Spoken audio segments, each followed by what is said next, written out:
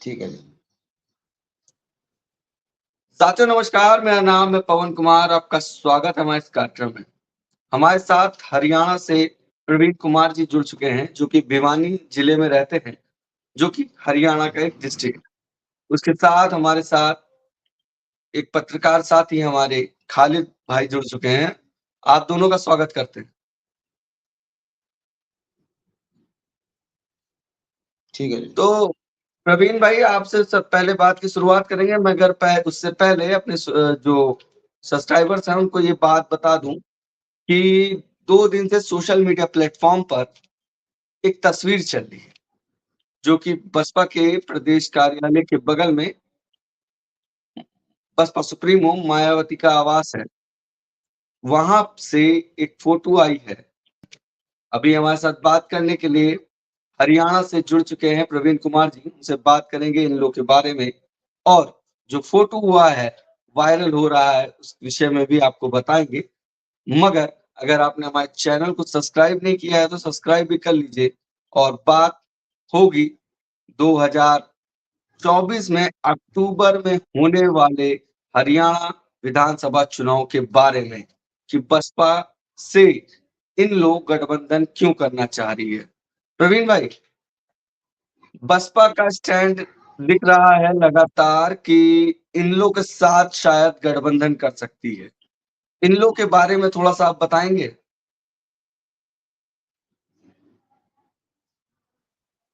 इन हाँ लोग जी। के बारे में इन लोग के बारे में बताएँगे? देखो सर, आपकी आवाज़ अच्छी तरीके से नहीं पहुँच पा रही मेरे पास में। हुँ। मैं कह रहा हेलो, हूँ इन क्या लोग आप सुन पा उन रहे हैं? हाँ, हाँ, हाँ। इन लोग जो पार्टी है, उसके बारे में थोड़ा-सा आप बताएँगे हमारे श्रोताओं को? सर, मैं ये बताना चाहता हूँ कि इंडियन नेशनल लोकदल जो पार्टी है, वो चौधरी देवीलाल जी ने हुँ, हरियाणा प्रदेश के अंदर इंडियन नेशनल लोकदल पार्टी को बनाया था और वो इंडियन नेशनल लोकदल पार्टी बनाने के बाद में 5 बार और चौधरी साहब हुँ, स्वयं एक बार चीफ मिनिस्टर हरियाणा प्रदेश के रहे और उसके बाद 5 बार उनके सुपुत्र चौधरी ओम प्रकाश चौटाला जी चीफ मिनिस्टर हरियाणा प्रदेश के रहे और ये किसान जाट जाति से बिलोंग करने वाले हुँ। पार्टी है और बहुत अच्छी पकड़ इंडियन नेशनल लोकदल की है हरियाणा में। एक फ़ोटो वायरल हो रही है जिसमें कहा जा रहा है कि बसपा सुप्रीमो से इन लोग की कमेटी आके मिलती है और गठबंधन के लिए बात कर रही है। क्या होगा इसका नतीजा? इसके बारे में क्या बता सकते हैं? वहाँ का क्या देखिए, हालात है? क्या ये बात सच है कि नहीं? ये बिल्कुल ऑथेंटिक है और ये महज इसकी औपचारिकताएं बची और 11 तारीख को इसका औपचारिक ऐलान मीडिया के सामने और आप जैसे पत्रकार बंधुओं के सामने हो जाएगा सर। अच्छा, ठीक है। हाँ अच्छा, जी। क्या बसपा बसपा के साथ गठबंधन करना इन लोग का फ़ायदेमंद होगा?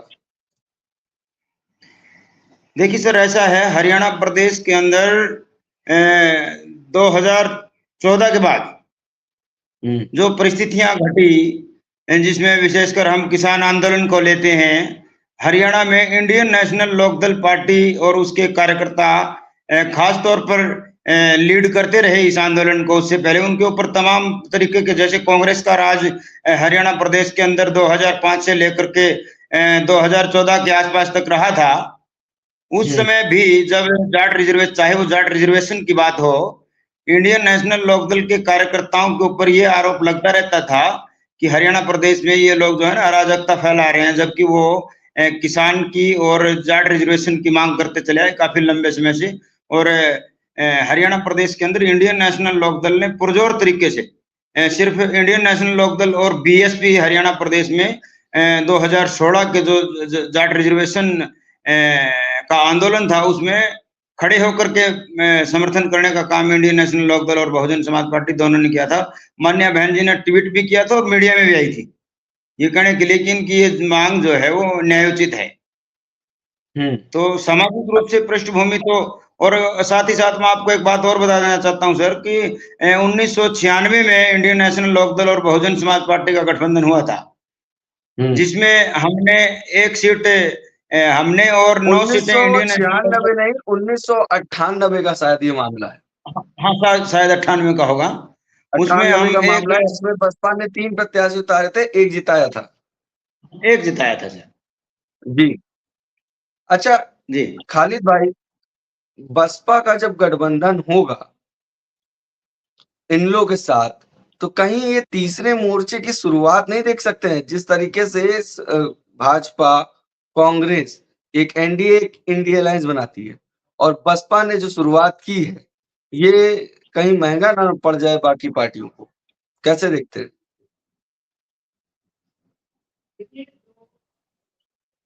आपकी आवाज़ नहीं आ रही है।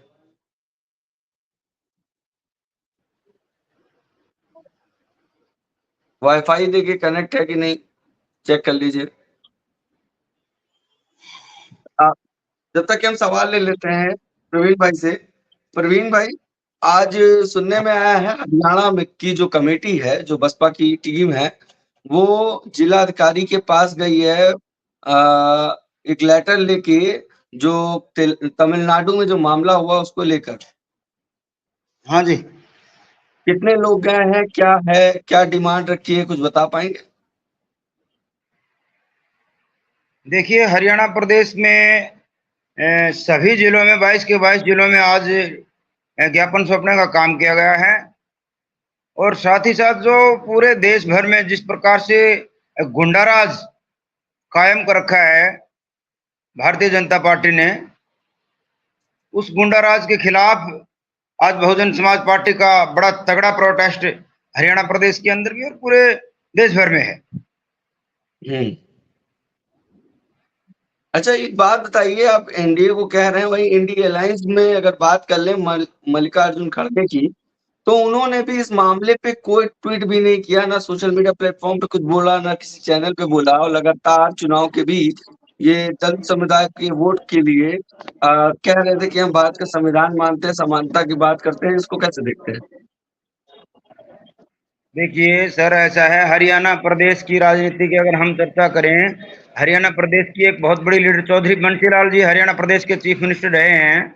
उनकी पुत्र हुँ। वधू बीजेपी में शामिल हुई हैं जी। और वो सोशल मीडिया पे उन्होंने बोला है कि संविधान बदलने का जो परसेप्शन चलाया गया था पूरे देश भर में, और वो एक सम्मानित हुँ, नेता है, बड़ी नेता है, उन्होंने कहा है कि जो संविधान बदलने का जो परसेप्शन चलाया गया पूरे देश भर में, वो हमारी सोची समझी चाल थी। हुँ। ये हमारे लोगों को डाइवर्ट करने के लिए उनमें डर दिखा करके एक बड़ी तगड़ी साजिश रचने का काम किया गया। आरएसएस, हो सकता है आरएसएस प्रमुख मोहन भागवत और राहुल गांधी और तमाम लोग इसमें शामिल रहे हों। कहीं न मुसलमान को कहीं। इस देश में हाँ, हाँ।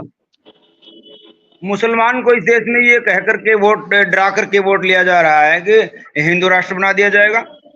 और शेड्यूल कास्ट के लोगों को जब जब भारतीय जनता पार्टी आई है, शेड्यूल कास्ट के लोगों को जबरदस्त पैमाने पर डराया गया है कि ये लोग भारत के संविधान को खत्म कर देंगे, रोन देंगे। इस प्रकार से डर दिखा करके इन लोगों के पास में कोई मुद्दा नहीं था। जहां तक पवन भाई मेरा ये मैंने देखा है 2024 के इलेक्शन को, कि कहीं भी किसी भी रैली में नरेंद्र मोदी की फेलियर की तरफ इन लोगों का ध्यान कम रहा। और हमारे जो दबे कुचले वंचित शोषित वर्ग के जो लोग बाग हैं, उन लोगों को संविधान का डर दिखा करके सोशल मीडिया में पुराने पुराने जो बयान थे, अमित शाह के बयानों के साथ में कटना चटनी करके उसको सोशल मीडिया पे तहराया गया। उससे उसी का ये नतीजा रहा कि ये लोग जो है ना सम्मानजनक अपना स्कोर हासिल कर पाए। मतलब प्रवीण भाई, आपका कहना है कि इन्होंने मुस्लिम समाज हो चाहे दलित समाज हो, उस वोट को डाइवर्ट किया है, बसपा को तोड़ने की कोशिश की है, ना कि एनडीए से चुनाव लड़े हैं।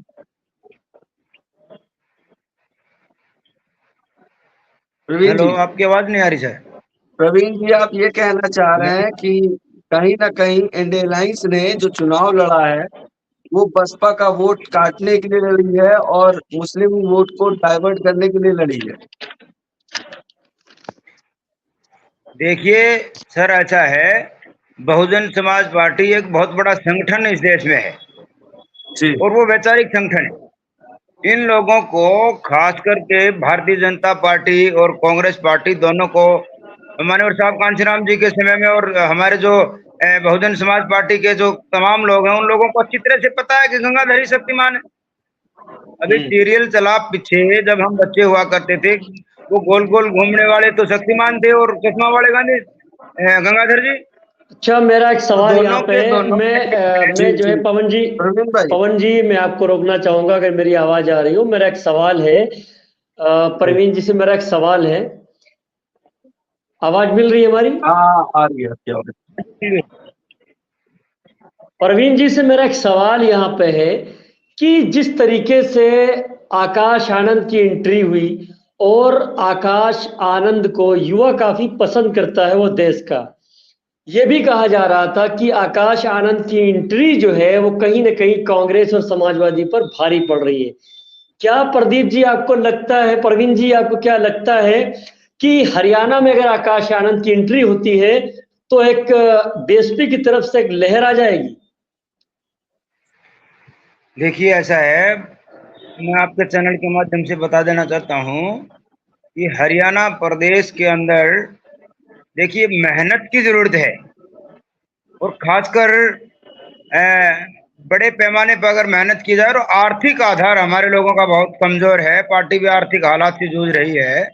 अगर आकाश भाई हरियाणा प्रदेश के अंदर पूरी टीम को एक साथ लग करके, और तमाम जो सोशल मीडिया के पत्रकार बंधु हैं, वो हरियाणा प्रदेश के अंदर आए, तो एक उपजाऊ जमीन साबित हो सकती है हरियाणा राजनीतिक क्षेत्र से बहुजन समाज पार्टी के लिए।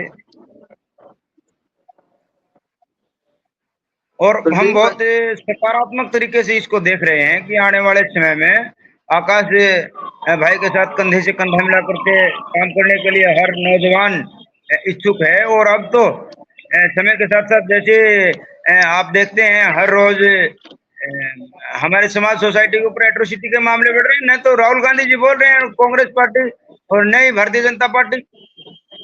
अभी लोगों को समझ में भी आ रहा है, और मैंने जैसे आपको बताया कि हमारे हरियाणा के एक बड़ी नेता ने कहा भी है व्यंग्यात्मक लहजे में कि हमने फैला रखा था ये तो कि भारतीय जनता पार्टी आएगी और संविधान को बदल देगी। जो लोग खड़गे जी के बारे में, पवन जी ने मेरे से सवाल पूछा था कि खड़गे जी को आप क्या सोचते, क्या देखते इस बारे में। देखिए, जीतने के दूसरे दिन बाद ही इन लोगों ने संविधान को हाथ में लेकर के प्रियंका जी, खड़गे जी, राहुल जी आए थे और कहा था कि हम अंततः हिंदुस्तान के संविधान को बचाने में कामयाब रहे। तो आप के चैनल के जो सब्सक्राइबर हैं वो सारे समझदार लोग हैं। क्या भारत के संविधान के पहली आर्टिकल क्या कहती है, उन लोगों को इस बारे में मालूम नहीं है जो संविधान को बचाने चले हैं। अच्छा, इसमें एक प्रवीण भाई आप ये बात बोलिएगा, उन्होंने गलत नहीं कहा है। उन्होंने ये कहा है कि हिंदुस्तान को बचाएंगे, भारत को नहीं। और इस देश का नाम भारत है, हिंदुस्तान को लोगों ने रखा है ना जी। हाँ, तो देखिए ऐसा है पवन भाई, मानवर साहब कांशीराम जी कहा करते थे कि शब्दों की हेरा फेरी है। वो लोग अपनी जगह पे सही है, बशर्ते हमारे लोगों को समझने की जरूरत है।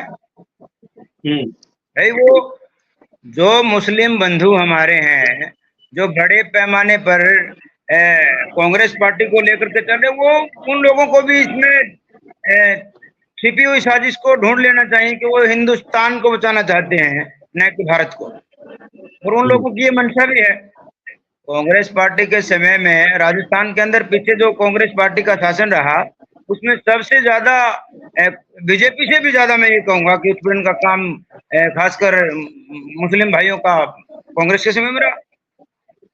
और यही हाल हरियाणा प्रदेश के अंदर रहा। भारतीय जनता पार्टी से भी ज्यादा पैमाने पर कांग्रेस के शासन में हरियाणा प्रदेश के अंदर बड़े बड़े जख्म हमें देने का काम किया। मिर्चपुर जैसे कांड हरियाणा में हुए, जहां हमारे वाल्मीकि समाज की बेटी सुमन जी को और उनके पिताजी को जिंदा जलाने की घटनाएं हरियाणा प्रदेश में हुई।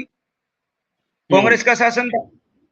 और ये लोग बड़े देखिए प्रवीण जी, आपने यहाँ पे एक जो बात की है, मैं आपको रोकना चाहूंगा। मेरी बात को ध्यान से यहाँ पे सुनने की आप कोशिश करिएगा। जैसे आपने वाल्मीकि समाज की बात की, जलाने की आपने बात की, तो आपने शायद देश के अंदर, प्रदेश के अंदर इस तरह के इस तरह की काफी आपने घटनाएं देखी होंगी, जैसे दलित समाज के ऊपर आज भी लगातार अत्याचार हो रहा है। जैसे अगर कोई दलित समाज का बच्चा नल पे पानी भरने के लिए जा रहा है तो उसको पीटा जा रहा है। कभी दलित समाज का बच्चा अगर किसी के दरवाजे पे जा रहा है तो उसको पीटा जा रहा है। कभी दलित समाज का बच्चा कुएं से पानी भर ले रहा है तभी उसको मारा जा रहा है। कभी स्कूल में बैठने नहीं दिया जा रहा है, उसके साथ छुआछूत चल रहा है। तो क्या आपको लगता है कि सिर्फ और सिर्फ बसपा सुप्रीमो मायावती जी या आकाश आनंद या ये लोग जो है जब पूरी तरीके से मैदान में आएंगे तभी जो पिछड़े वर्ग के लोग हैं, जो दलित वर्ग के लोग हैं, तब उनका कुछ अला भला होगा? देखिए, इसमें कोई दो राय नहीं है कि भाई जिन लोगों के राजनीतिक दल नहीं होते उनमें कोई बल नहीं होते, और जिनमें कोई बल नहीं होते उनकी समस्याओं के कोई हल नहीं होते। तो हमारी जो राजनीतिक पार्टी बहुजन समाज पार्टी है, वो इसी पर्पज के लिए तो बनी थी कि हमारे लोगों के मान सम्मान और स्वाभिमान की लड़ाई के साथ साथ हम एक आर्थिक आंदोलन भी करें, एक सामाजिक आंदोलन भी करें। एक बहुत बड़ी एक वैचारिक लड़ाई है, और इस वैचारिक लड़ाई में जिस प्रकार से बहुजन समाज पार्टी को तोड़ने की साजिशें हो रखी हैं, पवन भाई से मेरी इस बारे में बातचीत पहले भी हुई है। जैसे अभी पत्रकारों की के बारे में मैं आपको बता दूं खालिद भाई, पत्रकारों ने 2022 के चुनाव को लोकसभा 2024 में दिखाया है कि बहुजन समाज पार्टी को एक सीट आई है, जबकि चुनाव जो है, चुनाव हो रहा है 2024 के लोकसभा का, और वो डाटा पेश कर रहे हैं 2022 के विधानसभा के चुनाव का। तो आप इससे अंदाजा लगा लीजिएगा कि मान्यवर साहब कांशीराम कहा करते थे कि मनु मीडिया किस प्रकार से उतावली है बहुजन समाज पार्टी को रौंदने के लिए, ये किसी से छिपा नहीं है। और आने वाले समय में आपके चैनल के माध्यम से मैं मनु मीडिया के लोगों को बताना चाहता हूं कि हरियाणा प्रदेश के अंदर अक्टूबर में चुनाव होगा, और मैं बड़े दावे के साथ कहता हूं कि आने वाले समय में जो इंडियन नेशनल लोकदल और बहुजन समाज पार्टी का जो गठजोड़ हुआ है, दोनों वैचारिक रूप से एक समान विचारधारा की पार्टियां हैं। वो चाहे किसान कमेरे की बात हो, चाहे बहुजन समाज पार्टी की बात हो, दोनों की दोनों के जो कार्यकर्ता हैं वो मेहनत कश समाज से आते हैं, और उन लोगों को अच्छी तरह से पता है कैडराइज कार्यकर्ता बहुजन समाज पार्टी का और इंडियन नेशनल लोकदल का है। आने वाले समय में प्रवीण जी आपने जो बातें कही, खालिद भाई एक मिनट खालिद भाई, जैसे प्रवीण भाई ने एक बात कही कि मुस्लिम समाज का वोट जो एकत्रित कर रहे थे, मैं इस बात से आपके समर्थन नहीं करता हूँ। प्रवीण भाई बात तो समझिएगा, इस बार चुनाव में साफ साफ सिर्फ मुस्लिम का वोट नहीं गया है, दलित में भी जो चमार समाज का वोट है, मैं मानता हूँ, मेरा मानना है महिलाओं का बसपा को गया होगा मगर पुरुषों का नहीं गया होगा। कहीं ना कहीं डाइवर्जन, लुभावने वादे, भारत का संविधान और वो भी पार्टी बताना और आकाश को जब पद से हटाना, वो साफ साफ डाइवर्जन हो सकता है। देखिए, एक्सपेरिमेंट था मान्य बहन जी का कि आकाश को हटाना, हम उस पर नहीं जाएंगे। लेकिन मैं ये बता दूं आपको कि जो हमारी युवा पीढ़ी है, तो माननीय बहन जी के संघर्ष को, मान्यवर साहब कांशीराम जी के संघर्ष को जिन लोगों ने नहीं देखा, मैंने तो ऐसे हरियाणा प्रदेश के अंदर मेरे गांव के अगल बगल में ऐसे उदाहरण देखे हैं जहां पिताजी अपने बच्चों को कह रहा है कि बेटा बहुजन समाज पार्टी को वोट डालना। वो कह रहे नहीं पापा, भारत के संविधान को खत्म कर देंगे, बीजेपी को ही समर्थन करना है बीएसपी को वोट डाल के।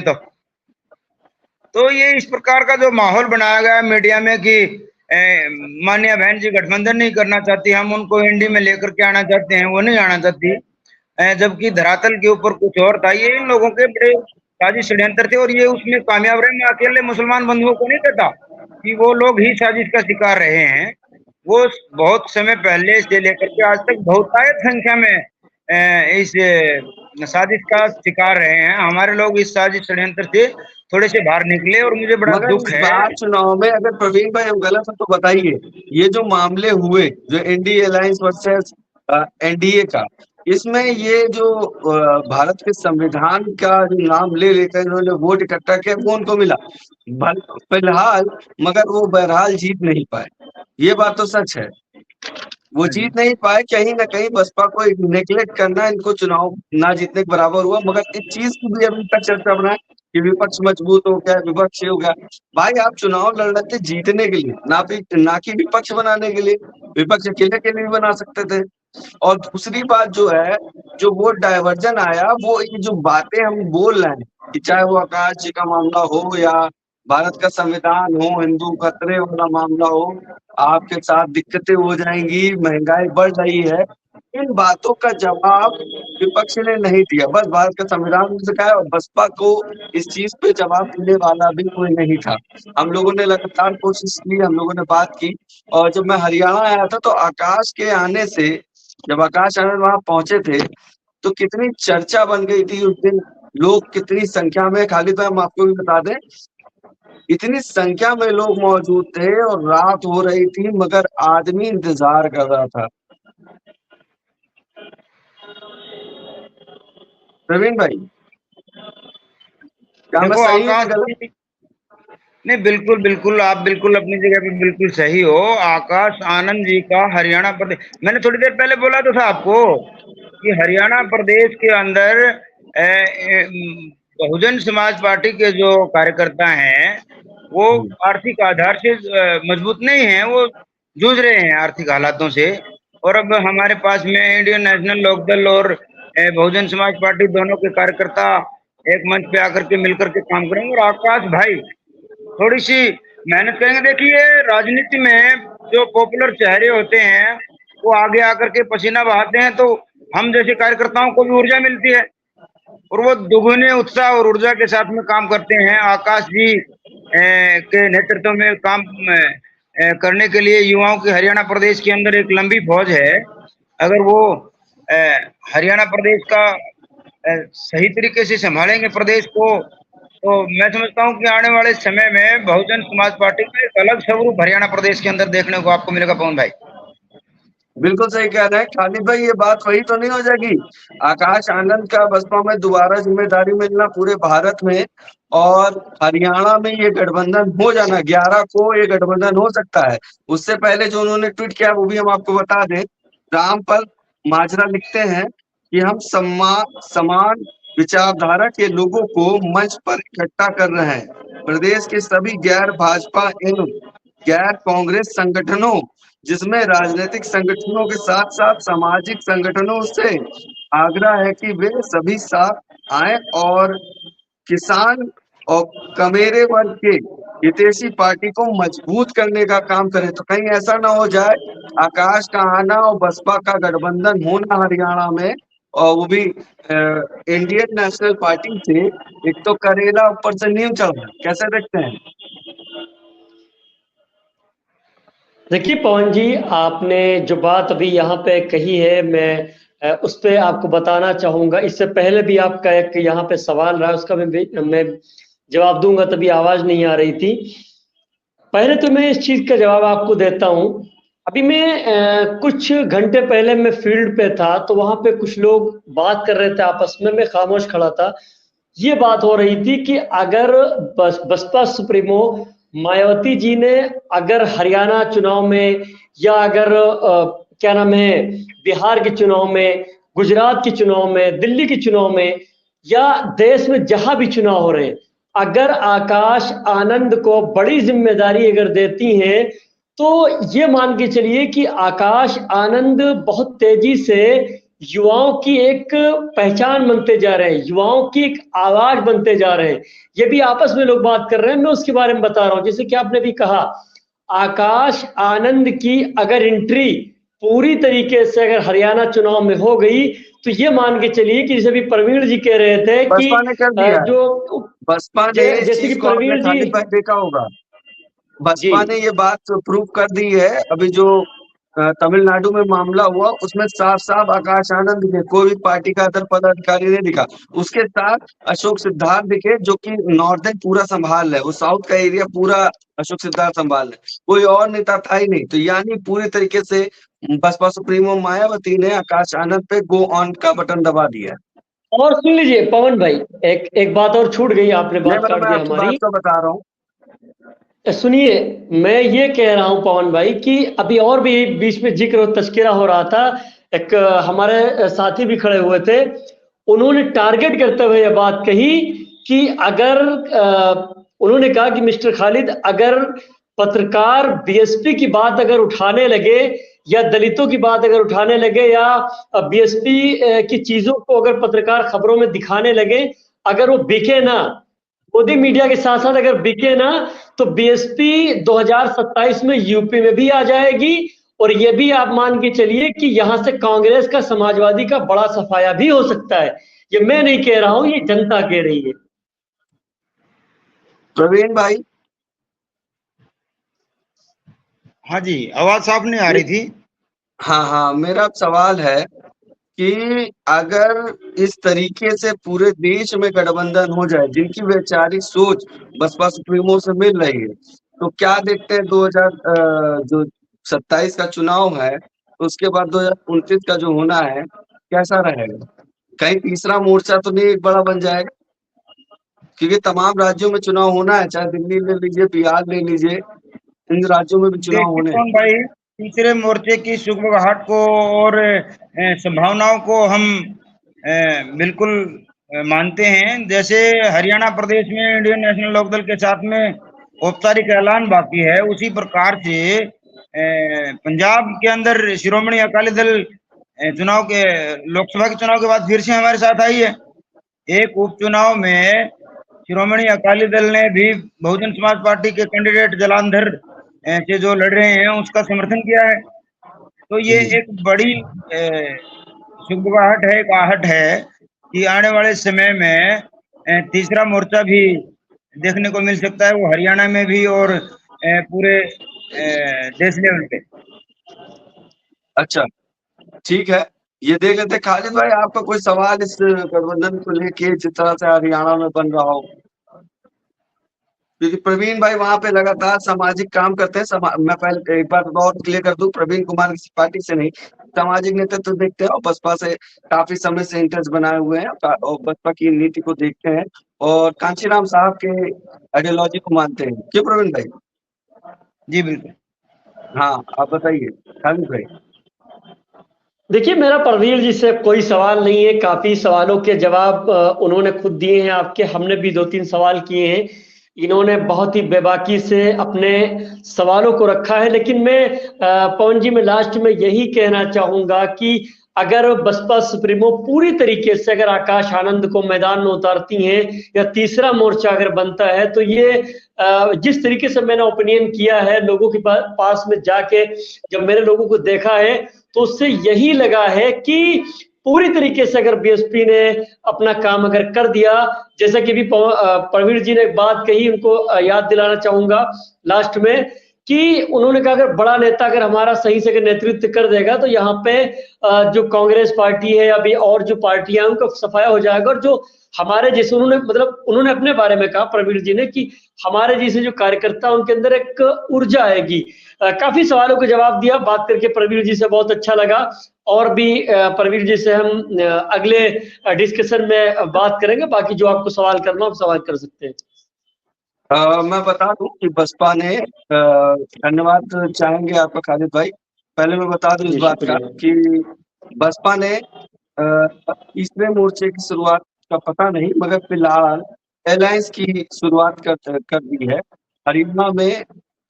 इनेलो मतलब इंडियन नेशनल पार्टी, हम सही है ना? इंडियन नेशनल पार्टी जो एक किसानों के विचारों के, कमेरावादी के विचारों पे और बाबा साहब की आइडियोलॉजी को मानने पर काम कर रही है। उन्होंने साफ साफ अपने ट्वीट के माध्यम से, जो मैंने बताया, वो इशारा कर रहे हैं कि हमारे विचारों से जो पसंद करते हैं, जो भाजपा और कांग्रेस की आइडियोलॉजी आज भी नहीं पसंद कर रहे हैं, वो इनके साथ आ सकते हैं।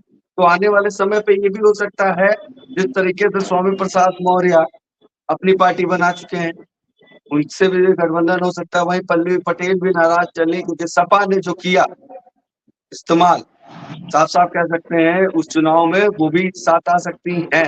एक मैं अंदाजा लगा सकता हूँ, क्योंकि जब इस तरह का ट्वीट हो रहा है, तो ये साफ साफ जो कांग्रेस के विरोध है। वहीं पर सबसे बड़ी राजनीतिक हैदराबाद के सांसद ओवैसी का आना कितना कारगर होगा, तो क्या दलित मुस्लिम वोट पूरा डाइवर्जन हो जाएगा? अगर ये तीसरा मोर्चा खड़ा हो जाता है अभी से, तो 29 अब दूर नहीं लगता मुझे। प्रवीण भाई सही कह रहा हूँ कि नहीं?